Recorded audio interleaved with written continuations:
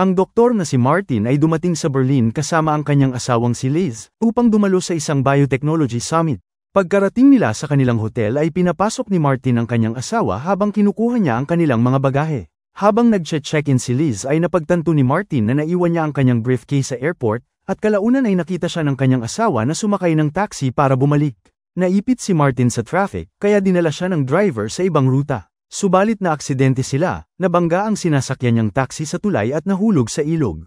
Tumama ang ulo ni Martin sa bintana kaya nawalan siya ng malay. Sa kabutihang palad ay nagawa ng driver na makalabas sa sasakyan at mailigtas siya sa kapahamakan. Habang tinutulungan ng mga paramedic si Martin ay pumuslit ang driver palayo sa insidente. Nang magising si Martin sa ospital ay sinabihan siya ng doktor na 4 na araw siyang nakoma. Hinanap niya ang kanyang misis, ngunit sinabi ng doktor na walang sinuman ang bumisita sa kanya, at wala rin silang makita na identification niya. Nang ibalik sa kanya ang kanyang mga gamit ay nakita ni Martin ang relo na ibinigay sa kanya ng misis sa kanilang honeymoon sa Paris, kung saan nakaukit ang kanilang mga pangalan.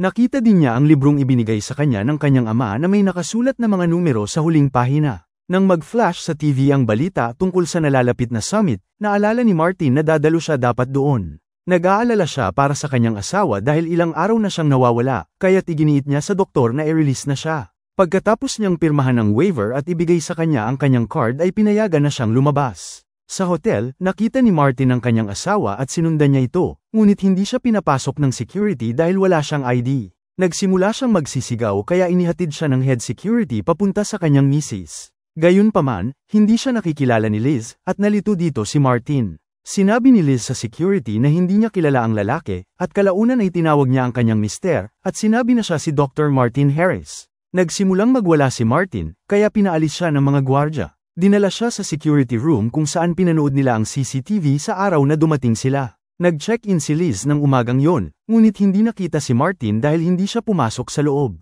Hiniling niya sa kanila na hanapin siya sa internet, at nakita nila ang kanyang impormasyon sa isang universidad, ngunit ang nakalagay na larawan ay yung sa lalaki na kasama ni Liz. Sa huli ay sumuko si Martin at humingi ng paumanhin, sinasabi na marahil nag-iilusyon siya dahil sa aksidente. Sa labas ng hotel ay nakita niya ang kanyang misis na masayang naghahapunan kasama ang impostor na Martin. Sinubukan niyang mag-check-in sa isang mumurahing hotel ngunit hindi nila siya tinanggap dahil wala siyang passport.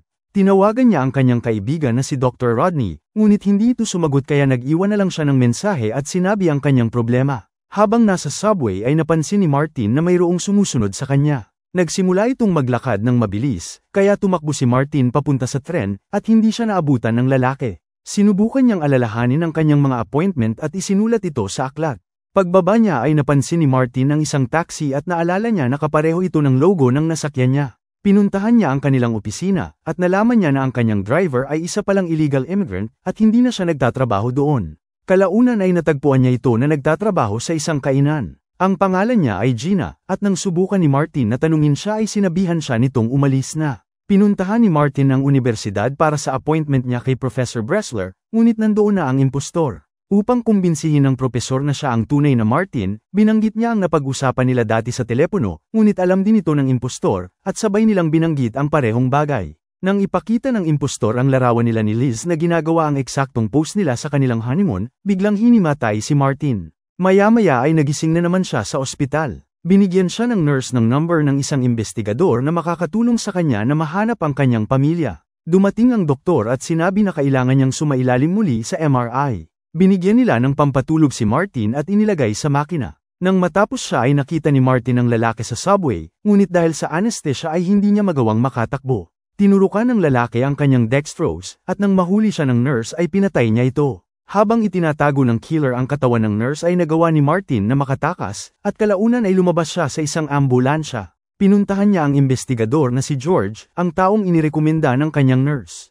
Isinalaysay ni Martin ang buong kwento at humingi siya ng tulong para patunayan na siya ang tunay na Dr. Harris. Ipinakita niya rito ang mga numero sa kanyang libro at sinabing isinulat ito ng kanyang asawa. Ipinakita rin niya ang mga appointment na kanyang naalala. Naniniwala si Martin na matagal na nila itong plinano sapagkat naihanda nila ang lahat, maging ang larawan kasama ang kanyang asawa. Tinanong ng investigador kung ano ang mapapala nila sa pagpapanggap bilang siya, at hindi ito masagot ni Martin.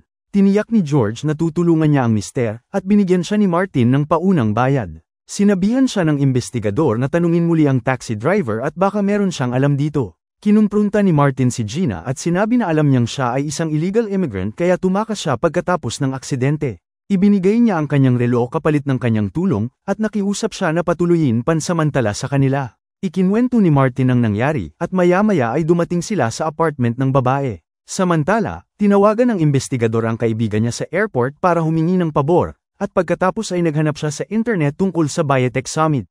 Nalaman niya na ang panauhing pandangal ay isang prinsipe na nagngangalang Shada, at minsan na rin itong nagkaroon ng assassination attempt.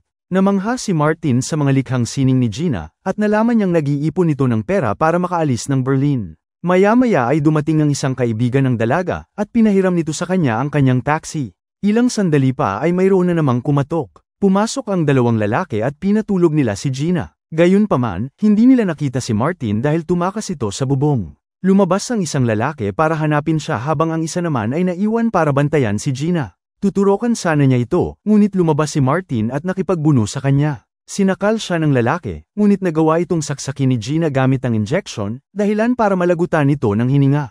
Tumakas sila gamit ang taxi, ngunit hinabol sila nung isa pang lalaki. Ginit-git ang kanilang sasakyan, hanggang sa gumulong sila habang ang lalaki naman ay bumangga sa poste. Tumungo ang dalawa sa isang club at nagalit si Gina dahil sa pagkasangkot niya. Kalaunan ay sinuring muli ni Martin ang mga numero, at napagtanto niya na tumutukoy ito sa mga pahina ng aklat, at tinuturo ang partikular na mga salita.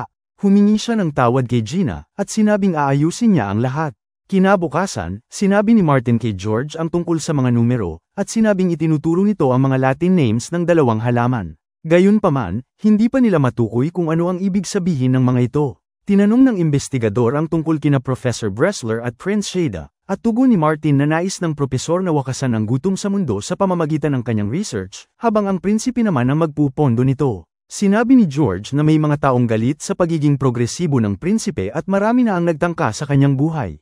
Ang konklusyon ng investigador ay mayroong nagpapanggap bilang si Martin upang patayin ang prinsipe. Naalala ng mister na dadalo si Liz sa isang exhibit, kaya pinuntahan niya ito. Sa wakas ay nakausap niya ang misis, at dito ay isiniwalat ni Liz na hindi siya makatakas dahil papatayin silang dalawa kung gagawin niya yun. Hiniling niya sa mister na hanapin ang briefcase na naiwan nito sa paliparan, at sinabing magkita sila doon. Bago umalis ay hinalikan siya ni Liz at sinabing mahal na mahal siya nito. Pagdating ni George sa bahay, nakita niya ang liham mula sa kanyang kaibigan sa airport. Laman nito ang mga larawan na magpapatunay na kasama nga ni Martin ang kanyang asawang si Liz. Maya-maya ay nakatanggap ang investigador ng tawag mula sa kaibigan ni Martin na si Dr. Rodney, na nagsabing pupunta siya para tumulong na kumpirmahin ang identity ni Martin. Pagdating niya ay ikinwento ni George ang tungkol sa isang secret assassination unit na giit niya ay hindi pa kailanman nabigo. Alam niya na si Rodney ay kabilang rito, at dahil alam niyang hindi rin naman siya makakatakas ay uminom si George ng cyanide bago pa makakuha ng impormasyon si Rodney sa kanya. Sa paliparan ay nakuhang muli ni Martin ang kanyang briefcase, at laman nito ang kanyang passport, na sa wakas ay magpapatunay ng kanyang identity. Habang hinihintay nila si Liz, nagbabala si Gina na baka sinabihan ng misis ang mga asasin kung nasaan siya, subalit tugon ni Martin na hindi niya yun gagawin. Nang maglaon ay ibinalik ni Gina ang kanyang relo at sinabing aalis na siya. Binigyan siya ni Martin ng pera at pinasalamatan ang dalaga. Maya-maya ay dumating si Rodney, at nakahinga ng maluwag si Martin nang makita ang kaibigan. Habang naghihintay ng masasakyan, nakita ni Gina na sapilitang isinakay si Martin sa van. Tinangay ng dalaga ang isang taxi at hinabol sila. Sa isang abandonadong parking lot, ipinaliwanag ni Rodney na si Martin Harris ay hindi talaga nag-e-exist, gawa-gawa lang nila ito upang makapasok sa summit. Si Liz ay hindi talaga niya asawa, kundi katrabaho lang. Nang magising siya mula sa pagkakakoma, naniwala si Martin na totoo ang gawa-gawa nilang storya, kaya kinailangan nilang gumamit ng backup na Martin para ipagpatuloy ang misyon. Ibinunyag ni Rodney na ang mister ay isa talagang assassin, at siya ang pinakamahusay sa kanila. Binugbog nila si Martin, subalit nang babarilin na nila ito ay bigla silang binangga ni Gina, at itinulak niya ang kanilang van hanggang sa mahulog ito at sumabog kasama si Rodney. Natagpuan ni Martin ang kanyang briefcase at sa loob ng secret compartment ay nakita niya ang mga peking passport nila ni Liz. Nang suriin nila ang isa pang passport ay nalaman nila na dati nang pumunta si Martin sa Berlin 3 buwan na ang nakakaraan, at naalala niya na nagtanim sila ni Liz ng bomba sa loob ng hotel. Sinabihan niya si Gina na papatayin si Prinsipe Shada ngayong gabi. Sa conference, dumating ang prinsipe at gayon din si Professor Bressler kasama ang dalawa niyang anak na babae. Binati sila ni Liz at lihim siyang naglagay ng device sa laptop ng propesor. Sinubukan niyang kumunik sa hard drive nito, ngunit ito ay nakalock. Lumalabas na ang mga pangalan ng mga halamang nasa aklat ni Martin ay ang password. Nagawa ni Liz na ma-download ang ilang files mula sa hard drive ng propesor. Samantala, nakapasok sina Martin at Gina gamit ang service door, ngunit nahuli sila ng security. Sa security room ay ibinunyag ni Martin ang tungkol sa bombang itinanim niya 3 buwan na ang nakakaraan. Sa kabilang banda, pagkatapos ma-download ni Liz ang files ay inarmahan na niya ang bomba. Palihim niyang tinanggal ang device mula sa laptop ng propesor, at pagkatapos ay umalis na sila ng kanyang kasamahan. Balik sa security room, nakita nila ang footage 3 buwan na ang nakakaraan nang mag-check-in sina Martin at Liz sa parehong hotel. Nakumpirma nilang totoo ang pahayag ng mister kaya inutusan ng head security ang lahat na lumikas. Ngayong pumalpak ang kanilang plano ay nagpasya si Liz na bumalik at disarmahan ang bomba dahil ayaw niyang masangkot sa isang pagsabog na wala ng saysay. Nang makita ni Martin ang mga anak ni Professor Bressler na sina Lily at Laurel ay napagtanto niya na ang kanilang mga pangalan ay ang mga halaman sa kanyang libro, ang password na ginamit ng propesor. Ang kanyang research na nagkakahalaga ng bilyon ang totoong pakay ng mga assassin. Ang kanila talagang target ay hindi ang prinsipe, kundi si Bressler. Aatakihin na sana ng impostor ang propesor, ngunit dumating si Martin at nakipagbuno sa kanya. Samantala, nabigo si Liz na disarmahan ang bomba, at sumabog sa pagmumukha niya ang notification bell, ang bomba. Nang tamaan si Martin ng gumuhong pader ay unti-unti niyang naalala ang lahat, at nalaman niyang siya pala ang nagplano sa pagpatay. Pagdating ni Gina ay nakita niyang pinatay ng mister ang impostor na Martin gamit ang basag na salamin. Kinuha niya ang piraso sa kamay nito at tinulungan siyang makalabas ng hotel. Kinabukasan, inanunsyo ni Professor Bressler na ang kanyang bagong strain ng mais ang lulutas ng gutom sa buong mundo, at ibinigay naman ni Prince Shada ang patent ng libre sa lahat. Samantala, gamit ang mga peking passport ay nakalabas din sina Martin at Gina sa Berlin, patungo sa isang bago at mas tahimik na buhay.